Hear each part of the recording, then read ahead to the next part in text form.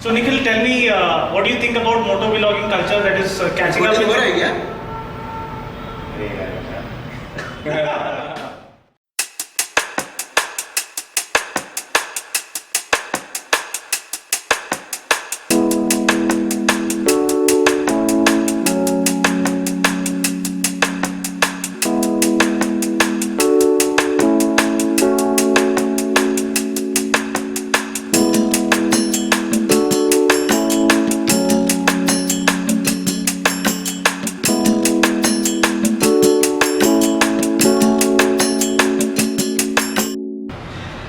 Hey there guys, welcome to Dinos World once again, and here I have with me Mumbiker Nikhil, a well-known name in the Indian motovlogging scene, and rightly so, because he does touring for the love of it. He loves what he does, and he does what he loves. So I'm not going to confuse you any longer. So we are going to get into a conversation with Nikhil and a few small Q&A session with Nikhil right now. So let's get started without beating around the bush. First of all, Dino, thanks for such a lovely introduction. I'm not, usually used to all this kind of introduction. You deserve all the applause, man, for always being true to the spirit motovlogger, not trying to, do it for any other sake. So we know that you're doing it for the spirit of touring and because you love what you do. So we respect your work and we admire your work, and right on, and we wish you all the best. So let's get started. Wow, that was nice. Let's get started. So how and when did you start touring? Was there any reason behind that, or did it just happen? I was never really a touring guy. To be very honest, I never really liked motorcycles. I mean, I like motorcycles because I'm a boy and all guys, they love motorcycles, but not in a touring point of view. What happened was in 2013 my father passed away in December, and he always wanted me to go and visit Ajmer Sharif Dargah.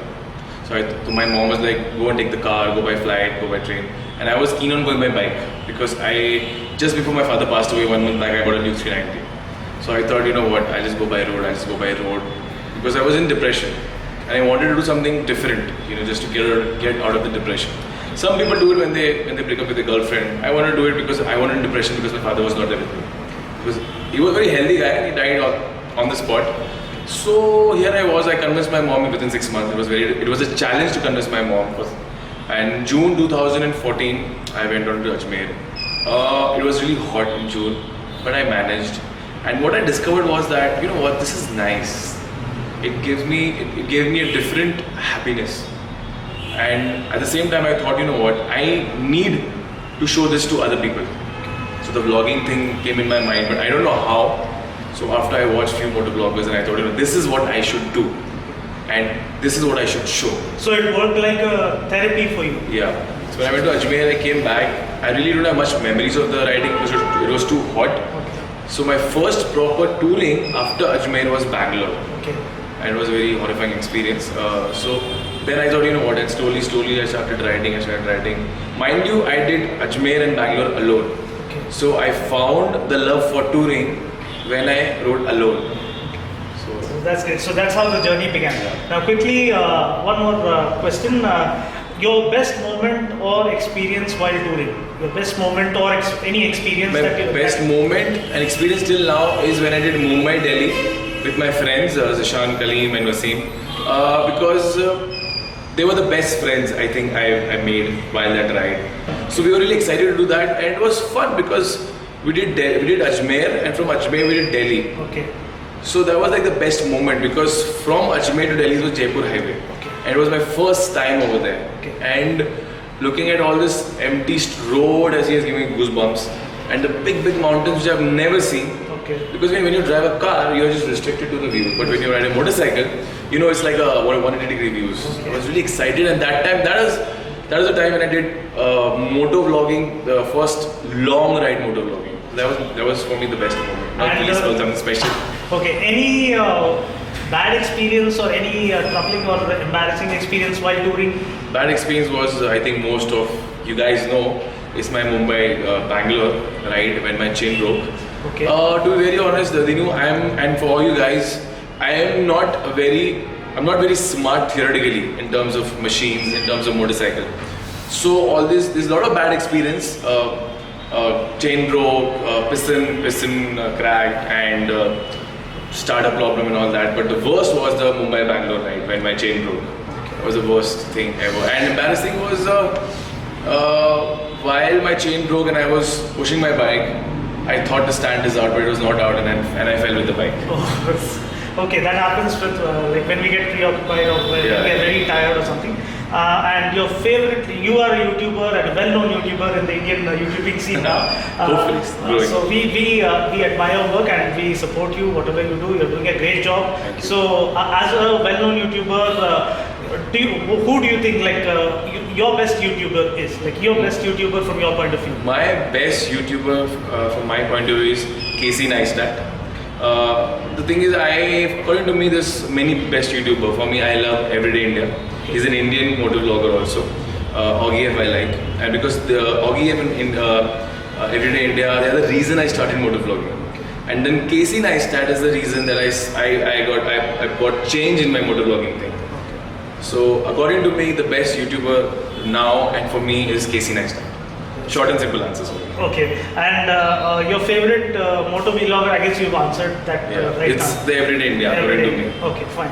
And next, coming to the most important question that all of them might be asking every so often on your comment section or messaging you on Facebook, like which is the best touring? Yeah, which is the best touring bike according to you? According to me, see, I'm a very ordinary guy. I don't have lots of money. According to me, any bike can be a touring bike if you have a passion for riding. Okay, if you think no, I'll use this bike to travel, I will use that bike to travel, then you're not really a rider.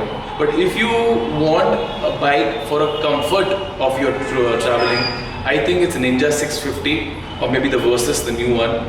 I mean, you'll also agree. I think according to that budget, that bike is the best.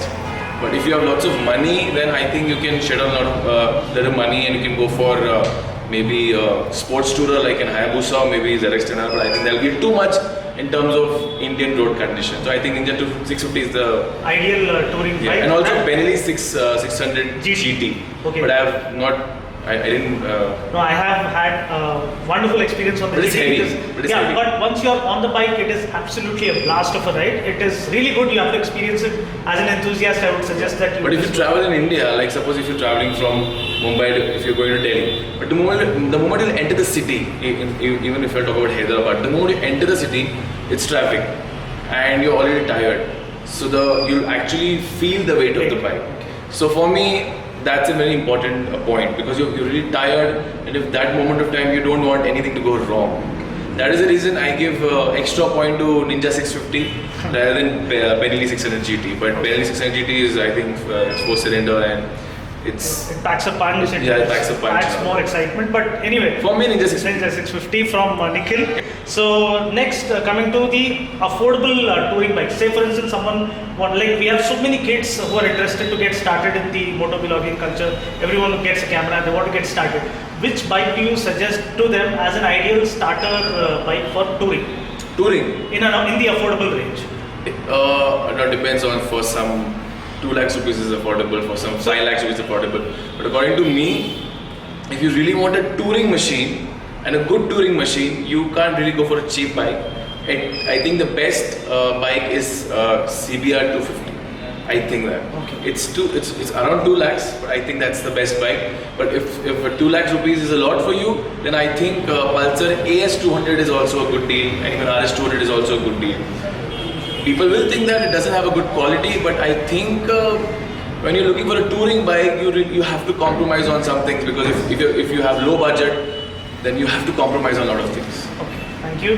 And any tips or advice for wannabe motovloggers that they need to mentally strengthen themselves or learn about motovlogging when they're getting into touring, basically more than motovlogging? If they are planning on touring long distances, what are the things they need to take care of? First, you need to ask yourself, can you do it? Should you do it? And how will you do it? Oh, that was instant on the spot. So for a wannabe guy, you have to start with first 200 kilometers. See how your body is reacting. See how you are reacting mentally. Then 300 kilometers, then 500 kilometers. Don't just watch anybody's video for me. Don't watch my video. Oh, Nikhil did 1,000 kilometer ride. I met him personally. He's a normal average guy. I'll also do 1,000 kilometer ride. Don't do that. you know, Dino, it's not really Yes, safe. It's very, very, very risky. It looks very easy, open road, straight road, but one small mistake and you might end your life. So don't do that. And motor vlogging, see, Dino can see I talk a lot. Okay, he has to do a lot of edits now. If you talk, if you know how to talk, and if you have that different personality in you, which you think people will like. Okay, now in reality, people don't like my personality. People really think that I'm a very shrewd guy, or maybe I'm a very boring guy because I talk a lot. But it's a different scenario when it's come to YouTube. People enjoy watching my video, I think, because I talk a lot. Because for me, I am just talking to myself, but for you guys, I'm talking to you. So if you want to get into that motor vlogging, first think about your personality. Can you talk? Not because I'm a very interesting guy, because my friends think I'm funny. People will not think you're funny, and be ready, prepare yourself for all the wonderful haters to attack you. Okay, the last question, I'm going to end this one with a bang. Mojo versus Himalayan versus TNT25 versus, of course, your Duke 390 or 200. Which one would you suggest and why? Mojo, Himalayan? TNT25. Okay, TNT25 I will not recommend. I think it will go the 4th place. Okay. I have not ridden it, but I have seen lots of reviews. And I think it will come on the 4th position. Duke 390 will come in the 3rd position. But as again, I will say one more thing. Different bike for different people. Okay, if you are a college going kid, you will not want to buy an Himalayan. I mean, what will you do with a Himalayan? There's no point in buying a Himalayan. If you are a guy like me, or if you're a guy like Dino, then maybe Himalayan will do justice. I'm sorry, then you will do justice to Himalayan. Okay, the first bike was what? A Mojo. Now Mojo is a heavy bike. According to me, if you're anywhere more than 25 years old, and if you're a bit of a fit guy, and you love, and you have a budget only to buy one motorcycle, I would say go for Mojo. You can do, I think, everything with that bike. It doesn't have a very good top speed, but hey, I think 140 kilometers is enough for being in an Indian road condition. Himalayan, if you want a bullet, but if you have heard a lot of bad things about bullet, I think Royal Enfield Himalayan is the perfect bike. It's smooth, it's nice. It has ABS now? No. It doesn't have ABS, but it's available. 390, okay, 390, Duke 390, to be very honest, it doesn't have any place in Indian market, but still it's the hot selling bike because of its power. It's a very powerful machine. I've heard when I was buying the bike around 2.5 years back, I heard in one of the comment, this bike is not everybody's cup of tea because it has power. This bike demands you to rev it hard, which is not really safe. If you are not a matured guy, you might end up crashing the bike. So Duke 390, I will give it a 3rd position. Even though I have the bike, I love the bike, but still, also TNT 25, Duke 390, Mojo and Himalayan. Okay, Himalayan stands first. So there you have it from the man of the moment himself, Mumbiker Nikhil. And thank you so much for sharing so much with your viewers. This shows how much you care and how selfless you are in your motive in trying to educate people out there. So that was it, guys. My conversation was with Nikhil. I hope you enjoyed it. I hope you found something useful. Thank you once again for joining us. And God bless you. Stay safe, ride safe. All the best. Take care. And as always, thank you for watching this video, guys. Shukran alaikum, masalama, take care and do whatever you want, my lovely friends. You can start commenting why Mumbiker Nikhil decided to put Duke 390 in the 3rd position.